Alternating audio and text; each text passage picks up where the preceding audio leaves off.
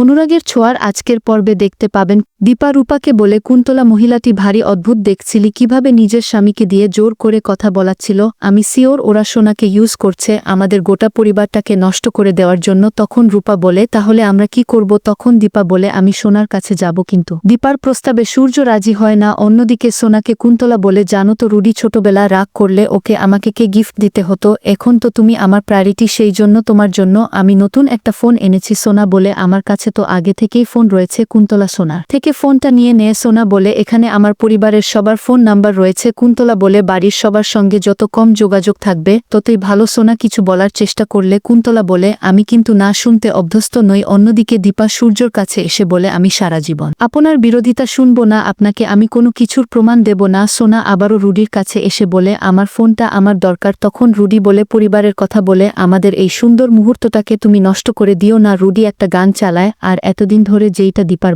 ইতে রুডি করতে পারছিল না সেইটা আজকে সোনার সঙ্গে করে ফেলে। রাতের বেলা দীপা ঘুমাতে পারছে না। দীপা ভাবে সোনাকে একটা ফোন করেই ফেলি। সোনাকে ফোন করতেই ফোনটা তোলে কুন্তলা। তখন দীপা জিজ্ঞেস করে, আমার মেয়ের ফোন আপনার কাছে কি করছে? কুন্তলা বলে, ওরা নতুন বিয়ে করেছে, একসঙ্গে সময় কাটাচ্ছে, ফোনটা আমি আমার কাছে। সকালবেলা সোনা ঘুম থেকে উঠে যখন দেখতে পারে বাড়ির চাকররা উপর থেকে আসা যাওয়া করছে, তখন সোনা বুঝতে পারে, আমি কালকে ঠিকই দেখেছিলাম উপরে কেউ থাকে, আমাকে জানতেই হবে উপরে কে থাকে। দীপা রূপা দুজনেই ভোরবেলা সোনার সঙ্গে দেখা করতে আসে। এইদিকে সোনা উপরে কাউকে দেখতে পায়। সেই লোকটা জিজ্ঞেস করে, তুমি কে? তখন সোনা বলে, আমি সোনা, রুডির ওয়াইফ। ফুতলা যখন দেখতে পারে সোনার এত বড় সাহস, উপরে চলে এসেছে, সঙ্গে সঙ্গে সোনাকে একটা থাপ্পড় মারে। এইদিকে দীপা বাড়িতে আসলে বাড়ি চাকর অন্যরকম বিহেভ করে। দীপা বলে, আমি আমার মেয়ের সঙ্গে দেখা করব। কুন্তলা নিচে নেমে আসে আর বলে, আমাদের বাড়ির নিয়ম রয়েছে, বিয়ে হয়ে গেলে মেয়ের বাড়ির লোকজনেরা এখানে আসে না। দীপা বলে, সোনা যেগুলো খেতে ভালোবাসে আমি রান্না করে নিয়ে এসেছি। তখন কুন্তলা বলে, ঠিক আছে আমি নিয়ে নিলাম, এবার আপনি আসুন। দীপা বলে, চলে যাব। তখনই সোনা নিচে নেমে আসে